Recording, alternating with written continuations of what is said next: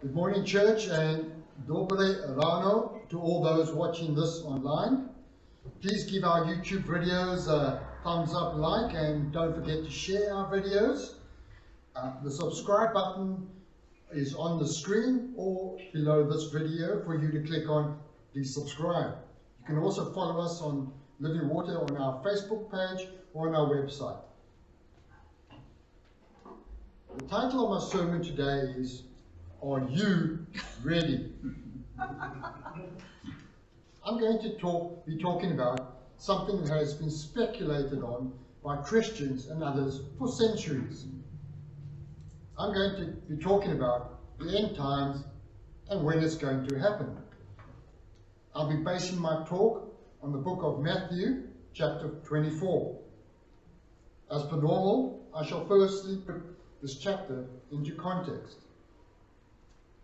Jesus was sitting on the Mount of Olives, which is the mountain ridge in East Jerusalem. At the foot of this mount is the Garden of Gethsemane. It was just before Jesus was going to go to Jerusalem for the last time. Jesus had finished teaching the masses and was now teaching his disciples directly.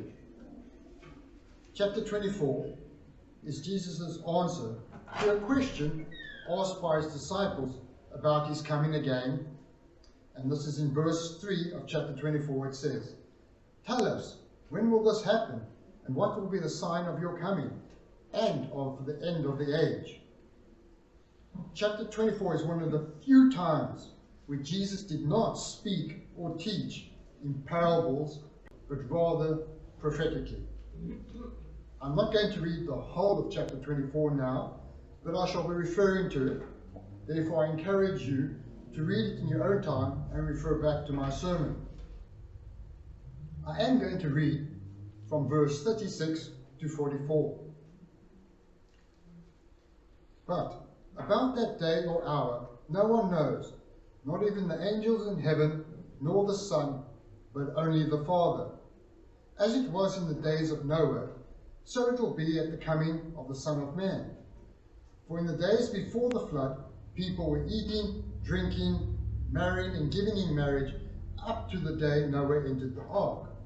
And they knew nothing about what would happen until the flood came and took them all away.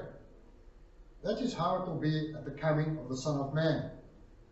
2 men will be in the field, one will be taken, the other left. 2 women will be grinding with a handmill, one will be taken, the other left. Therefore keep watch, because you do not know on what day your Lord will come. Understand this, if the owner of the house had known at the time of night the thief was coming, he would have kept watch and would not have let his house be broken into. So you also must be ready, because the Son of Man will come at an hour when you do not expect him." Firstly, Jesus is very clear about the day and hour when he'll be coming back again. And that is that only God the Father knows when that will happen. Not even Jesus at the time knew when he would be coming back.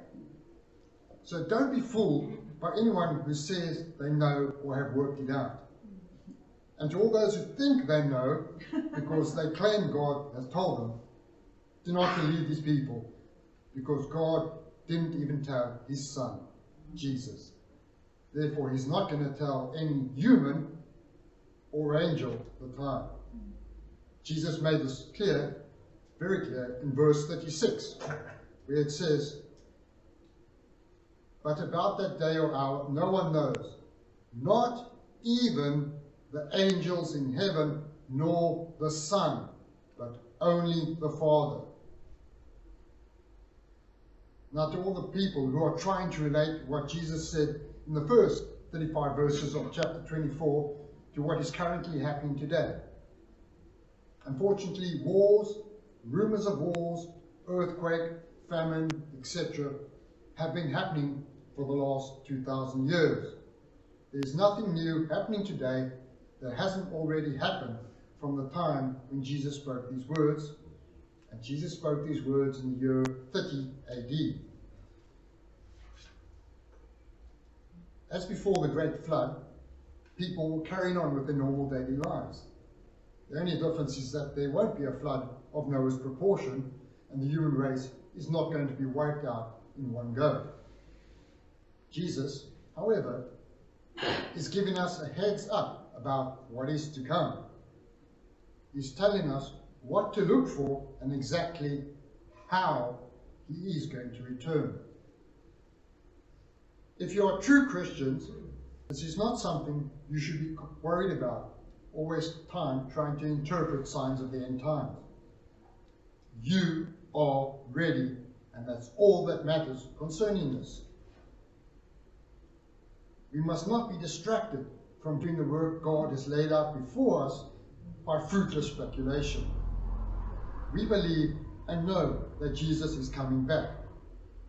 Whether he does it in our lifetime or not should be neither here nor there for us. Secondly, chapter 24 makes it quite clear that everybody around the entire world will see Jesus come again at the exact same moment. So if you hear or read that Jesus has appeared in China, for example, and I know for a fact that a religious group is claiming this, or that Jesus is appearing in different places around the world, it is a lie. It is false, because the Bible tells me so. I'm not an intellectual, nor am I a theologian, or have intensely studied the Bible cover to cover. I, or you, don't have to be, because it is plainly written in the Bible. Verse 27 of Matthew chapter 24 says that, "For as lightning that comes from the east is visible in the west, so will be the coming." Verse 30 also clearly states, "They will see the Son of Man coming on the clouds of the sky with power and great glory." Jesus is coming with power and great glory, descending on the clouds. It goes on to say in verse 31, "And he will send his angels with a loud trumpet call, and they will gather his elect from the four winds, from one end of the heavens to the other." The world most definitely will not miss the arrival of Jesus.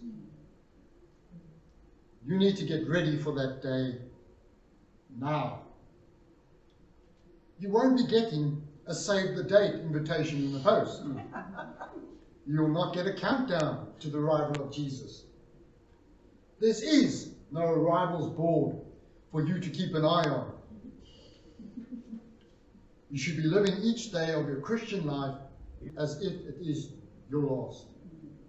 You should be worshipping God, furthering his kingdom, and building his church. So when Jesus comes again, you will be ready. The main reason I believe we'll never know the time can be found in verse 43. But understand this: if the owner of the house had known at what time of the night the thief was coming, he would have kept watch, would not have let his house be broken into. If you are hedging your bets or sitting on the fence about God, well, it will be too late to be caught up in the rapture when it happens. Again, Jesus is very clear on this in verses 40 and 41. 2 men will be in the field, one will be taken, the other left. 2 women will be grinding with a handmill, one will be taken, the other left.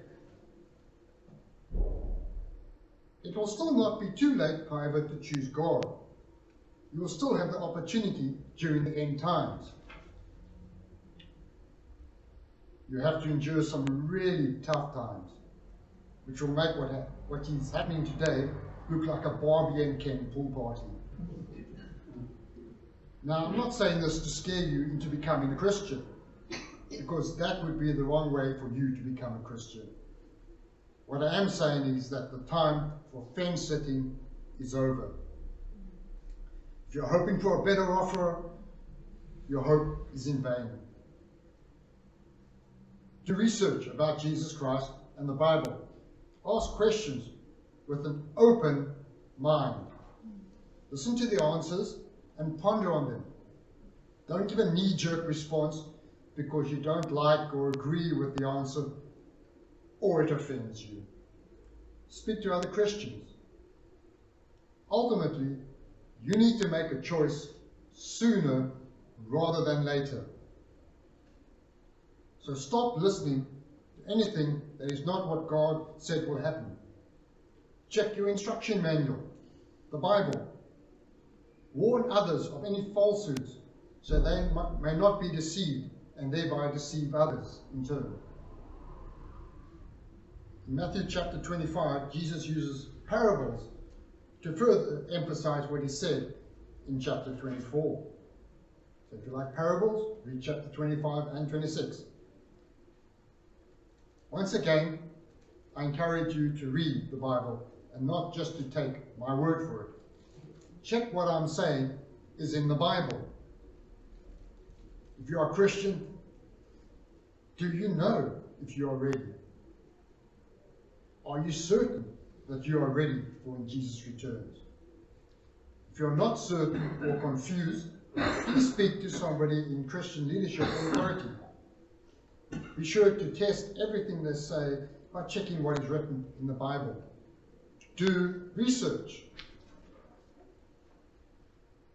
My role is to make certain you have the information and knowledge that will lead you to eternal life in heaven. You can choose to accept it or reject it. That is your free will. However, you will not be able to plead ignorance when Jesus does return. And you will most definitely know when he returns. You won't be able to fool Jesus with lip service, thinking you can sneak in at the last moment if you say the right things. Once you see Jesus descending on the clouds, it'll be too late to jump off the fence. God sees your heart and mind and already knows what you're going to do. I eagerly await the return of Jesus, but I also do realize that I might not see it in my lifetime on earth. This does not bother me because it is neither here nor there for me, as the end result for my soul will still be the same: eternal life in heaven. I know for certain that I am heaven bound, and I want you there with me. I am ready. Are you? Thank you for listening. Amen.